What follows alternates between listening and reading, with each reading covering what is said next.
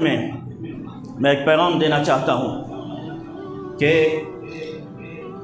Social media پر آج کل جو مشہور قصہ چل رہا ہے، واقعہ چل رہا ہے، حقیقت بھی ہے ایک اونٹنی کا، کہ ایک وڈیرے نے، ایک معتبر نے، بڑے شخص نے ایک اونٹنی کا پاؤں کاٹ ڈالا پورے سوشل میڈیا پر۔ ہم اس کی بھرپور مذمت کرتے ہیں۔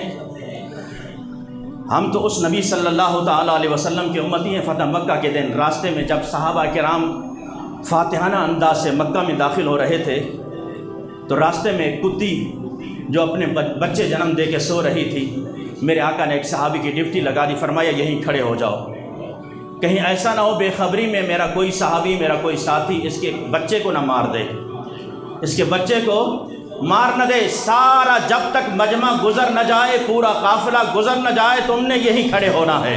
ہم اس نبی کے امتی ہیں جو جانوروں پر بھی رحم کیا کرتے تھے۔ ہم اس حق میں ہرگز نہیں ہیں، اور یہ مطالبہ بھی کرتے ہیں کہ حکومت وقت سے کہ جو بھی اس میں ملوث ہے، چاہے کوئی وڈیرا ہے، اب تو وہ وڈیرا بھی بیان دے رہا ہے کہ یہ کام میں نے نہیں کیا۔ اب حقیقت اللہ ہی جانتا ہے، وہاں کے لوگ جانتے ہیں، لیکن ہمارا مطالبہ یہ ہے کہ اسے سزا دی جائے جس نے یہ بے رحم جانور پہ ظلم کیا ہے۔ اس کی ہم بھرپور مذمت کرتے ہیں، لیکن میرے ساتھیوں اس کا دوسرا پہلو دیکھیے۔ ایک اونٹنی کے پاؤں کٹنے پر پوری امت چیخ پڑی، پوری امت نے سوشل میڈیا پر واویلا مچا دیا، اور 1 یا 2 دن کے اندر وہ بندہ بھی پکڑا گیا۔ لیکن 8 ماہ سے فلسطین کے اندر ہمارے بچوں کو کاٹا جا رہا ہے، کوئی مسلمان نہیں بول رہا۔ 8 مہینے سے فلسطینی بچے جس طرح انہیں ذبح کیا جا رہا ہے، جس طرح انہیں کاٹا جا رہا ہے، بڑوں کو، بچوں کو، بوڑھوں کو نہیں بخشا جا رہا۔ کاش کہ ہم سوشل میڈیا پر یہ بھی واویلا مچاتے کہ وہ ہمارے بچے ہیں، وہ ہمارے بچے ہیں، لیکن ہم نے آج عید کا دن ہے نا، پھر ہم نے ڈٹ کے کوک پینی ہے، پھر پیپسی پینی ہے، کہ کیا ہوگا ان سے۔